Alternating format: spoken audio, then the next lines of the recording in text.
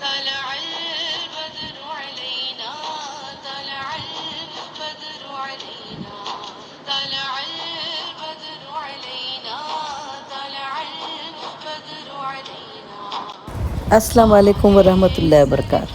رحمتوں و برکتوں کے شہر مدینہ منورہ کی ترقی اور اسے دنیا کے ایک منفرد اور جدید تقاضوں سے ہم آہنگ شہر بنانے کا سلسلہ مسلسل جاری ہے۔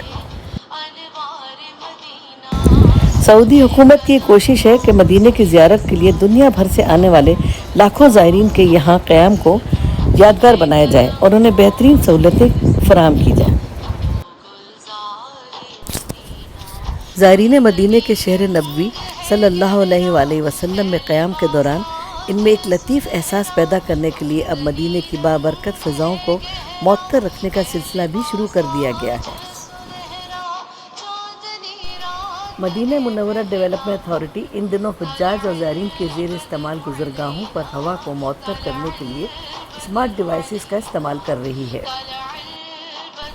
اس سلسلے میں مدینہ منورہ ڈیولپمنٹ اتھارٹی نے مسجد نبوی کے شمال میں واقع شاپس کے قریب حجاج و زائرین کے بیٹھنے کے مقامات معطر ہوا کا اہتمام کیا ہے۔ اتھارٹی نے مسجد نبوی کے اطراف شہر کے منظر کو دلکش بنانے اور زائرین کے آرام کے حوالے سے بہت سے اقدامات کیے ہیں۔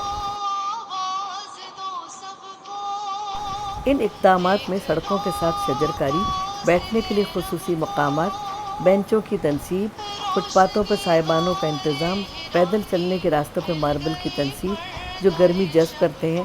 اس کے علاوہ مرکزی علاقے میں غیر متعلقہ گاڑیوں کے داخلے پر پابندی شامل ہے۔ مسجد نبوی کے شمالی، جنوبی اور مغربی صحن میں دن کے وقت 245 خودکار چھتریوں سے ڈھکے رہتے ہیں۔ مسجد نبوی کے وسیع اور عریض دالانوں میں پھوار والے پنکھے بھی لگائے گئے ہیں جو درجہ حرارت کو کم کرتے ہیں۔ اگر آپ کو ہماری ویڈیو پسند آئی ہو تو لائک، سبسکرائب اور شیئر کرنا نہ بھولیے گا۔ طلع البدر علينا طلع